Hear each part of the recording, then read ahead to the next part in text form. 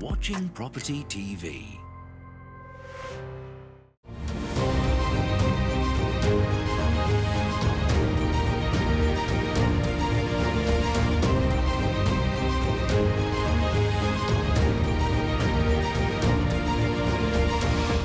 Hello and welcome to Property Question Time. I'm Stephen Galpin and this is a programme where you can have your property related questions answered by our team of property experts. Joining us today via Zoom is Byron Crellin, CEO of Debt Squared Group, and in the studio Joanna Leggett, co-founder of Leggett Immobilier, French property experts. Welcome to you, Joanna. Thank you, Stephen. Nice to be here. Good. How's the new year working out for you so far? Well, it's been very busy, although we've obviously, with the borders being closed again, we haven't had many Brits coming across. Okay. Well, we'll try and put that right with today's programme, shall we? Okay, great. Well, we'll get straight on with the questioning. And Joanna, ladies first. So, I'm looking to purchase a second home in France that is easy and relatively quick to reach from the UK. I would like the area to offer all the benefits of living in France, but where the locals will be welcoming and accommodating to British nationals. Any suggestions would be most welcome. Well, if you're looking for somewhere that's quick, obviously, to get to, then obviously the northern and western parts of France would be the best. It depends on how quick. You know, if ferries, for example, come into Dieppe and they come into Calais, and so does the tunnel. And then you've also got Saint-Malo, which is a little bit further down. So say that's an overnight crossing, the Saint-Malo one. And say for where I live, which is in the Dordogne, it's about 5.5 hours from there.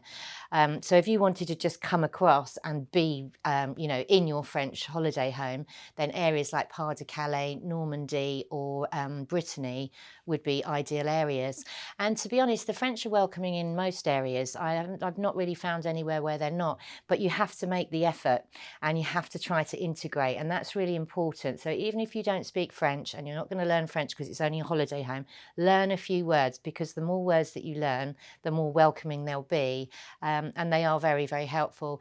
France is quite different to other countries in Europe where they don't generally speak English. You know, if you went to Spain or Italy, most people will probably speak English, but in France they don't. So again, you might want to look at areas where there's a mixed community, so that you can speak English with Dutch, Belgians, and obviously other English or other expats. But all of the sort of coastal areas are very, very popular for holiday homes, and southern Brittany actually has a microclimate, so it's actually as warm as the south, and beautiful, beautiful beaches in southern Brittany as well. So that's definitely worth a look for a holiday home, and very good prices. Okay, you mentioned the ferry. I can remember years ago I used to have to travel to Switzerland quite regularly, and I used to use the hovercraft, but they don't use those anymore. Do you know, I think they're bringing it back, but I haven't seen it yet. I think there is one line that does a hovercraft, but I've never been on it. So it was amazing. Yeah, it took about 30 minutes. Yeah, exactly, from Calais to I think it was and from how there. long does the ferry take? Well, there's one that takes an hour. Obviously, if you go through the Channel Tunnel, it's only half an hour under the tunnel, so that's probably the quickest way of going. I think the Calais ferry is probably about an hour. The Newhaven to Dieppe is about a 5-hour crossing, and the Saint-Malo you get on at 8 o'clock at night and you get off at 7 o'clock in the morning. So that's a much longer boat, but a fantastic restaurant on that one. Okay, well. Tell me, just as an average, I know they're all going to vary, but just as an average, what would a channel crossing cost? What would you budget for? It really depends who you travel with, and the later you leave it, the more expensive it becomes. I travel quite a lot by Eurostar, and that's around about the cheapest you can probably get. That is about £99 each way. The ferries, if you're doing the shorter crossings like Newhaven Dieppe, for example, is about 100 to 120. Okay. If you're doing Brittany ferries, for example, that's a longer crossing. You can be looking around 300. But if you're bringing kids and dogs and all of that sort of thing, you will need to come through a ferry or the Channel Tunnel as such. Okay, and just going back to the areas that you were sort of recommending there, you mentioned the microclimate in southern Brittany. I mean, how would that compare? Would that be typically the same as our South Coast Yeah, resorts here? yeah. I would say that France is always, even in the northern areas of France, is still about 3 degrees higher than it is in the UK. So it will always be warmer, and southern Brittany is, you can still get the same temperatures as you do in the south of France. Right. So it's, you know, because you've got the Gulf Stream coming in, which also all of that sort of area with the Poitou-Charentes, the Charente-Maritime, going all the way down that south down to Bordeaux, is all in that microclimate and getting the Gulf Stream, which makes it really, really hot in the summer.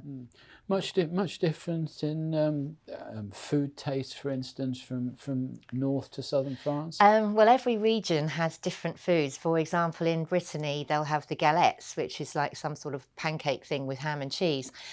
You've got oysters in Charente-Maritime, which is very popular. In Burgundy, you've got beef bourguignon, which is the Bourgogne area. Down south, it's more Mediterranean, so there's a lot of olives and the salad niçoise, which comes from Nice, because it's the niçoise salad. So yeah, it really depends on what region you're in. So Where I am, sunshine and eating healthy. yeah, Very good. Yeah. Where I am, it's a lot of duck. Okay, right. A lot of duck, a lot of canard. Yeah. Okay. All right, great stuff. Thank you very much for that, Joanna. Byron, your first question. Moving into 2022, has the level of commercial debt related to particularly the retail market been worse than expected or better? Further, whatever the given answer to that question, what do the experts think will be the effect on investment in the commercial market? Okay, so I think there's two parts to this. If we go back to when the pandemic arrived, 2020, at the end of 2020, the vacancy rate for shopping centres was at a record high, 3.8%. High Street was 2.7%. Retail parks 2%, and by the end of 2021, a record high of 14% of vacancy rates. So it was a record high. We expected it to be a spike, obviously, because of the pandemic. But interestingly, shopping centres was worst hit, and 1 in 5 vacancies was fashion shops. On the swing of that, we've seen more pop-up takeaways. Because of the ability to do delivery through our friends that you see advertising every 5 minutes. So in that part, we're in a pandemic, and in that pandemic, you're going to get the negative spikes. I think we've said on a previous show, we shouldn't take trends during the course of a pandemic to be a true reflection of what markets by sectors are doing. In the pandemic, we saw a massive spike on vacancy rates. We as a business have taken on more void properties for clients. That was expected, as businesses were forced to close. Some businesses just never reopened. As we come through that, what are we seeing in terms of our clients? We're seeing a lot of funds buying stock. I think the market is confident. I was actually with a client 3 days ago, and their main stock is industrial, and they've got nominal vacancy, and they've got tenants lined up waiting for units to become available. So, I think, we've gone through it. I think retail is still tough. High streets are still beaten up. This hybrid for businesses, work remote, is not helping. We've seen a number of coffee shops, sandwich bars, etc., express that they're struggling. When I come into Canary Wharf on a regular basis to see you guys, the sandwich shops are not as busy as they used to be. They're back open and trading, but I think across the UK we've seen the damage, and I think while some of our clients and their portfolios are bouncing back, I think high streets, retail parks, shopping centres, it's going to be a tough 2022. Okay. All right, Byron, thank you very much for that. It seems as though you're telling me life's not all bad. We're on the mend. We're on the mend. That's a good expression. I like that. Thank you very much, Byron. Okay, well, that's all we've got time for in this half of the show, so join me again after the break when we'll be asking Joanna and Byron some more questions. You are watching Property TV. You are watching Property TV. Hello and welcome back to part 2 of Property Question Time. I'm Stephen Galpin and I'm joined by Joanna Leggett and Byron Crellin. Joanna, your second question.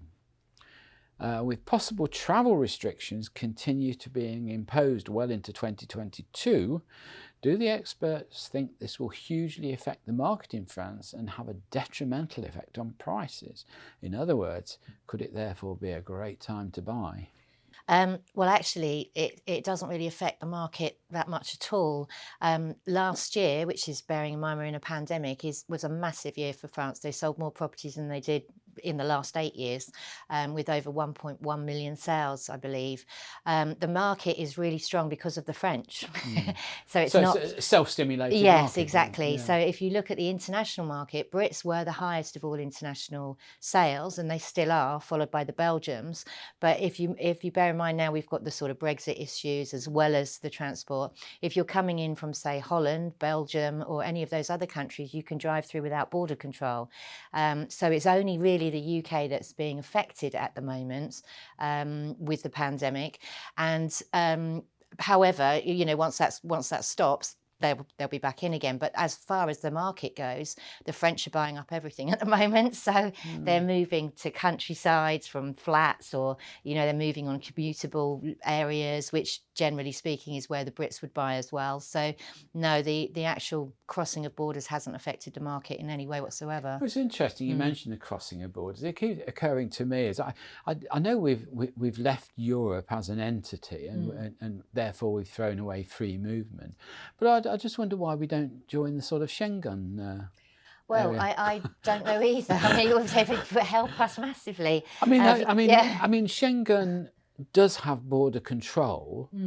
But nevertheless, it's a sort of universal visa for Europe, isn't it? Yes, yeah, exactly. And obviously, I think where it's affected us the most is holiday homeowners that now can only stay for 3 months, where they could have stayed up to 6 months before without needing a visa. But now, obviously, with the restrictions, you can only stay for 90 days and you need to have a visa for anything after that. But that is anywhere in Europe. So say you were taking a 3-month or a 6-month tour around Europe, you now can't do that without visas, because it doesn't matter if you're in Spain, Italy and France, you can only stay in Europe for the 90 days. Okay. And on your 90 days, after that, how long do you have to exit for? 3 months. So it's another 90 days out. 3 months all the time. Yeah, because people were hoping that they might be able to just pop across back to England and fly back the following weekend, but that doesn't work like no. that. And they're stamping passports now as well, so they can see when you've come in and when you've gone out. So you know, and obviously don't go over your time, because they might not allow you back in. Yeah. So the simple answer to the question is probably not a great time to buy from the point of view of price alone. Yeah, well, no, I mean, it is a good time to buy, but it is a seller's market because there is less properties on the market because they've all been sold. So when something good comes in, it gets snapped up pretty quickly.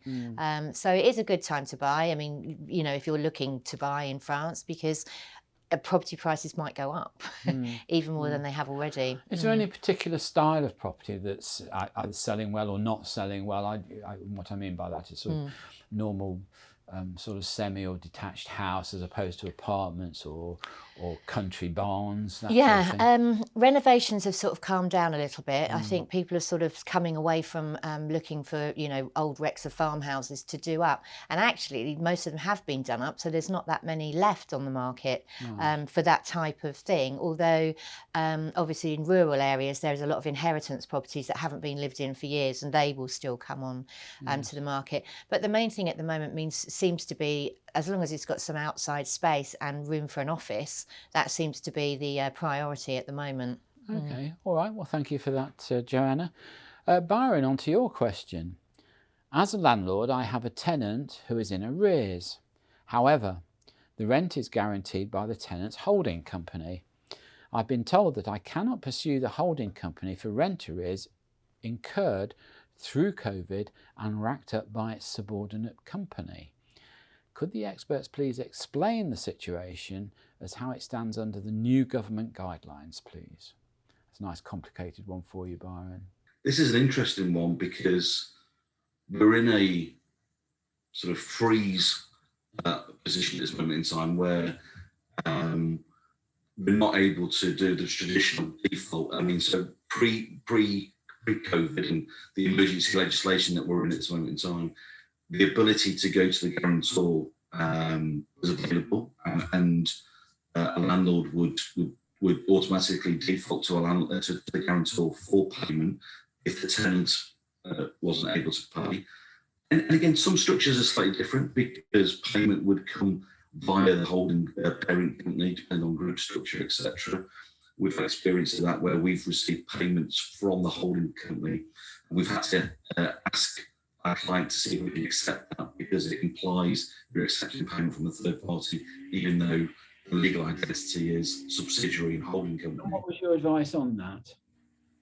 Well, the concern that we had was if we were to take a payment from a third party, albeit the holding company, does that create a new tenancy at will? I.e., in theory, when rent is received from a commercial tenant, it should be received from the party that's recognised on the contract.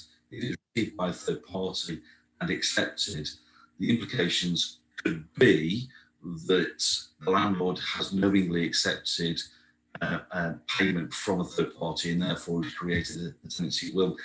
If you accept one payment, that's probably lose ground. But if you've got, if you can demonstrate that you can receive a payment from this third party for say 3 months, 6 months, then the dynamics change in terms of being able to enforce it. It becomes quite legal. Moving into the pandemic, restrictions were placed on us, so tenants were protected, guarantors were protected. So we have a situation which is a great case study for this particular question from our viewer. So we have a company, it's trading, it's been through the lockdown periods, it's reopened. The business itself is probably carrying some debt. I think it's furloughed from what we've been told. I think some redundancies. It's owned by a parent company. So the parent company is international. The parent company is extremely financially secure. But the government's guidelines are, when we come into new legislation, that you can only pursue the guarantor for the arrears element if you go through arbitration, which is the new legislation process that we're waiting to see and understand more of the mechanics of how that will work from March 25th, 2022. So this is going to change how landlords and tenants pursue in terms of arrears. So a landlord's default position would be either go to court or instruct a company like Debt Squared. There's going to be an arbitration process introduced, so the tenant can apply for that.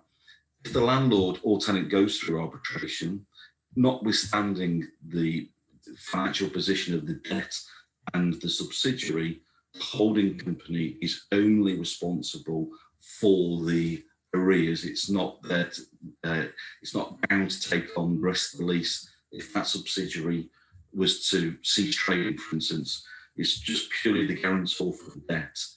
If the landlord has drawn down on a deposit and used the deposit to offset against arrears, new legislation tells us that the tenant and the parent company will not be responsible to top up the deposit account. So that's new. That's what we're hearing from the government. That potentially has implications for landlords in terms of a safety net. If they've used a deposit, you can't now say to the tenant, you need to top it up. That's what we're being told. Again, the detail needs to come through legislation. That would cause a huge problem at the end if there was dilapidations to take from that deposit, wouldn't it? Yeah, huge. Yeah, huge, absolutely. And I think this is where I think there's a real call for landlords to come out of this pandemic period and really understand and start to use data to track and understand the stability of your portfolio, your tenants, and a lot quickly. Byron, I think one of the things I just wanted to just sort of ask your view on, I've been a magistrate for a lot of years, and although in the magistrates court we never deal with well, very rarely deal with commercial matters, but you do get an understanding and a feeling what's going on both in the other courts, the county court in particular. And it's often occurred to me that I really do wonder whether a court of that type is actually that suitable for a judging on commercial tenant matters, because it's so complex these days. And you tend to, if you don't get a judge that's an absolute specialist in that field, and this is coming up more and more with these over the phone hearings and things, where I think you're very limited and to the points you can get over. It's music to my ears when I hear you saying that arbitration is sort of coming in and replacing it, and I think that's great news. And I also think it's a far better way of getting landlords and tenants talking, isn't it? I think you're right, Stephen. And I think that one of the concerns that the market had, more so the commercial landlord side rather than the tenants, the concern from landlords was, in terms of arbitration, what's the qualification of the person that's going to be in the chair that's having the hearing? And what we know more from the government now, and we suspect that the arbitrator will either be an accountant or a solicitor, because they've got to have experience of the commercial understanding and management accounts and the legal aspects in terms of a lease. So that gives us comfort that if we are going through an arbitration process, then whoever is in the chair is going to be there with experience and is going to be able to navigate the hearing through. What we can also add in terms of arbitration, which we didn't know the last time I was in the studio with yourself, was that arbitration now can either be an open hearing or a closed hearing, and that will be determined by the arbitrator based on if there is no request by either side, i.e. the tenant or the landlord, to have a closed hearing. It will be an open hearing. I think the government are saying, again, this is what's coming out of the government, is that the recommendation would be to either side, if you're going to go into arbitration, you need to make sure that you furnish the arbitrator with as much information as possible, because if you don't, then the arbitrator will be sitting there making a decision based on purely what they hear.